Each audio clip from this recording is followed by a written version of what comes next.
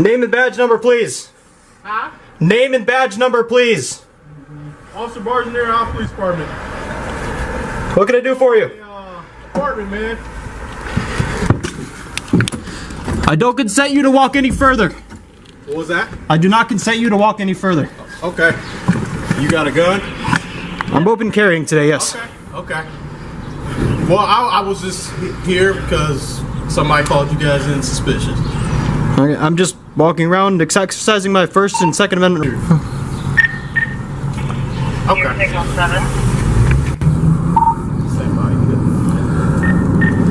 All right, yeah, man. That's you got. What's your name, man? I don't answer questions.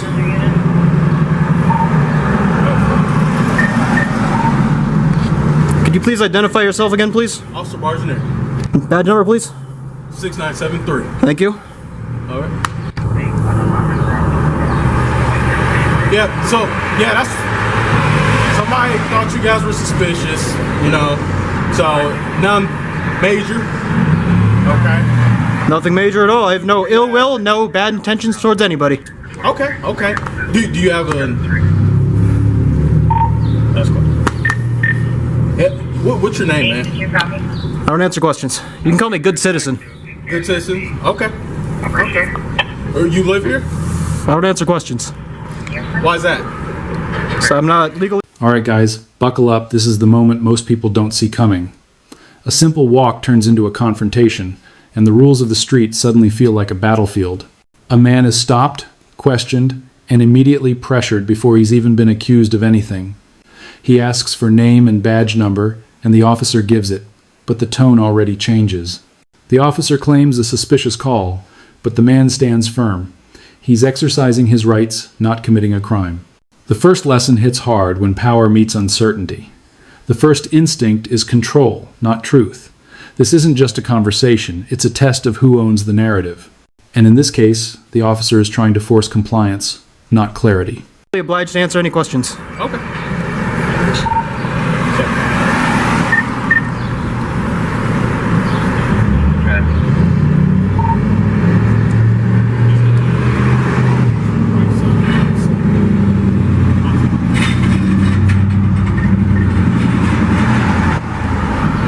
Yeah, man. So, do you live here, or? I'm just asking, man. I would prefer to remain silent. Okay. All right. Am I being detained? You're not. Okay. This is a consensual conversation. What was that? This is a consensual conversation. Yeah. Okay. I'll allow you to proceed. What was that? I will allow you to proceed. I appreciate it, man. I'm just trying to get your name, man. I like to know who I'm talking to. You can call me Sir, Good Citizen, Boss Man, whatever applies. Okay. Well, I mean, I know I share my information with you, so what's your information, man? Well, you're legally obliged to because you're a public servant. What was that? You're legally obliged to provide information because you're a public servant on duty. I'm gonna put this out. I have every intention of picking it up. I'm not gonna litter, okay? I'm gonna put it on the sidewalk, just put it out. That way I'm not holding it. Okay, that's fine. I'm not littering. I'm gonna pick it right back up when we're done. Okay. Yep, there's a trash can to the right. Do you live here, man? I'm just trying to get to know who I'm talking to, man. I like to know everybody. I'm going to lock my door, close it. Okay. We're having a consensual conversation. I'm not being detained. Okay. Everybody knows me, man, so I'm just trying to, I like to know who I'm talking to. Yes, sir. Huh? Yes, sir. So, what's your name, man? If I may ask. Well, you've asked and I've answered. And you Okay.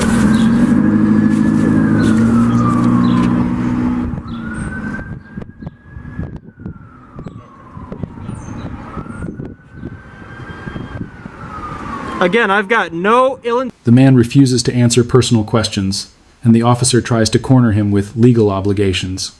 He insists he doesn't have to talk, but the officer keeps pushing, like the law is a weapon he can wield. The tension builds as the officer tries to turn a peaceful walk into a case. The man stays calm, refusing to give up his identity or his freedom. He keeps repeating his stance. This is a consensual interaction, and he is not detained. The officer's response becomes aggressive, like he's offended by the idea that someone can stand their ground. It's a clash between rights and authority, and the authority is trying to win by force. This is where the first real truth becomes obvious. The law is only as strong as the person enforcing it. Intent, no ill will towards anybody. I've got a Second Amendment right to walk around with my firearm. Okay. That's all I'm doing. Literally all I'm doing. That's what I'm trying to get to the bottom. I'm just trying to get to the bottom of it, man. Yes, sir. All right, I'm just trying to figure out who you are. You got a gun, which I applaud you, man. It's okay to have a gun. Well, can I ask you something then? What's that? If you applaud me and you're aware that this is a Second Amendment right and Well, I got a call saying there was 2 suspicious males in all black, so is suspicion a felony or a misdemeanor? depends what you're doing, man. Well, no, suspicion is not a crime. Can I have your name and badge number, please? My name? And badge number, please. It's 5'2". Thank you. Officer Meyer, 5'2". So yeah, man, that's what I'm trying to figure out. I was called in the area. All right. Yes, sir. So I don't know you. You now know me. I said my last name, badge number. Well, I don't know. I mean, I know you as an officer of the law right now, so. And I just like to know who I'm talking to, man. That's all. Yes, sir. Have I committed a crime today? Right now, it's an investigation right now, man. Okay. Okay. And I've told you what I'm doing. And you didn't tell me what you were doing. Yes, I did. I'm walking around exercising my Second Amendment right. That's literally it. That's literally all I'm doing. What's your name, buddy? You can call me good citizen, sir, or boss man. No, I won't call you either of those. You realize you have to identify yourself to a police officer? Have I committed a crime today? You have to identify yourself to a police officer. Have I committed a crime? I'm not For required. identification, yeah, you are committing a crime. So, Under what suspicion? What's your RAS? We were called out for a suspicious call. That's what. Right, is suspicion a misdemeanor or a felony? To identify yourself with me on these calls, okay? I'm not required to identify myself unless I've committed a crime. Identify yourself. You are required by law if we ask to identify yourself. So don't look towards your gun. No, I'm making sure we're 6 feet apart. I won't look down. Now the officer escalates. He insists the man must identify himself, even without probable cause. The man asks the question that breaks the whole argument. Is suspicion a crime?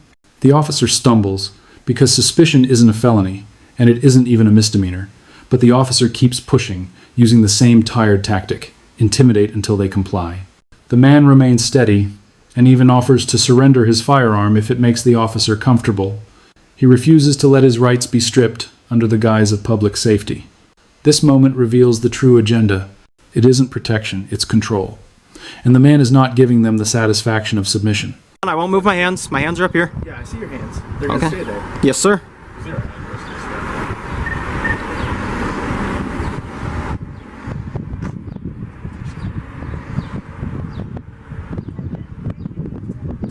Listen, I do not consent to any search or seizure. This is my Fourth Amendment right. But if it makes you more comfortable, I will not resist you seizing my property from me.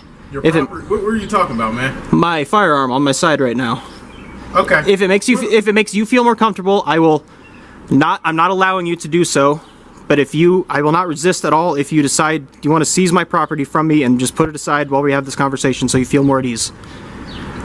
How about just give me your name, man, so I know who I'm talking to. I don't want to seize anything. All right. Listen, we understand you have a Second Amendment right. You have the right. Look, you have the right to walk down these streets. You know that's your right, man. Yes, sir. Camera and whatnot. I just got a call that there was 2 males wearing all black. There was no firearm in the description. I was just 2 males, all black with a camera. So that's what I'm trying to figure out. And I happen to see you 2. So, buddy, which part of that is suspicious or illegal? I'm trying to figure out what was so suspicious about what you guys were doing. Well, that's up to you to discern. And that's what we're trying to do. Somebody thought you guys were just it's somebody. Well, no, it's not suspicious. I don't have a legal obligation You have to. a legal obligation to identify yourself. Can you give me that statute? I'll be more than happy to look it up for you. Please do. So, alright, so we got another guy up here. I'm gonna let you stand here with my buddy with this one so. Yes, sir. But yeah, man. Do you have any identification on you, man? I do not have identification on me. The officer claims the call reported 2 suspicious males in black with a camera. The man calmly asks, "What's illegal about that?" because there is nothing. The officer dodges, offering vague answers, hoping confusion will be enough to force compliance. The man asks for the statute, and the officer can't produce it. The camera remains rolling, and the truth starts to shine through. The officer is bluffing. When the man refuses to cooperate, the officer's frustration turns into hostility. He begins to treat basic rights like criminal behavior, and the conversation becomes a power struggle. This is the exact moment the viewer realizes the system can be weaponized against you, even when you do nothing wrong. What do you call yourself? Huh? What do you call yourself, man? I don't call myself anything. I don't refer to myself in third person. Did your parents give you a name? Of course. Okay, what's your name? Well, I don't want to answer that. Okay. Yeah, just try to figure it out, man. All right? Again, if it puts you guys at ease, I am not consenting to any search or seizure. But if you want to waive your, excuse me, if you want to waive your immunity, you can feel free to take my firearm from me, put it aside. Listen, I'm just trying to get to the bottom. Like, what's your name, man? That's all I want. Well, if I give you my name, then you can just run that or whatever your intentions are. I mean, I know we're not like buddy So, conversations right now. The So. reason I want to know who I'm talking to, because I don't want to call you guy or, you know, a lot of people get butthurt about things like they don't want to get called. You Well- know, like, Let's assume that I don't get butthurt by this. and also I'm doing an investigation right now. So Yes, sir. I would like your name to Put it on the record. put in For the my paperwork? police report. Yep. Yeah, well, That's all, man. if I'm not committing a crime, then Well, how are we to know that you don't have a felony and you're carrying a weapon? If you don't identify yourself, how are we to know that you're not committing a crime? what reasonable suspicion do you have to Is this your believe that vehicle, I... man? It is not my vehicle. Okay. What reasonable suspicion do you believe that I am committing a crime right now? He told you right now what we're out here for, okay? Right. We're called for suspicion. Second Amendment. We are legally mandated to find out what the suspicious activity is, okay? Yes. So that's what we're out here doing. Yes. Now, you hindering an investigation, failing to identify yourself to a law enforcement officer, Well, if I haven't committed a crime... to comply with our investigation. We're okay. See what I'm saying, man? So now, what reason do I have to trust you now? You're not gonna, you can tell me your name? Well, you have no reason to distrust me. The man repeats his stance, no consent for search or seizure, and no intention of resisting.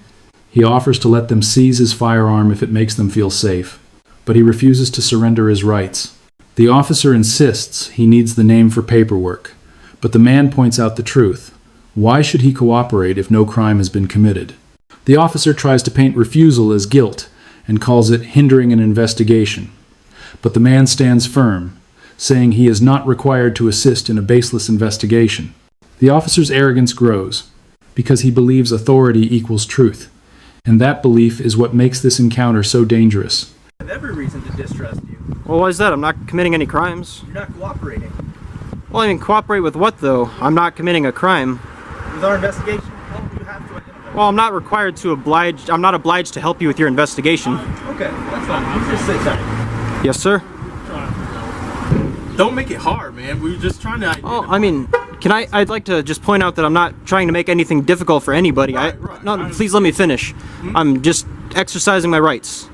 If exercising your rights makes it more...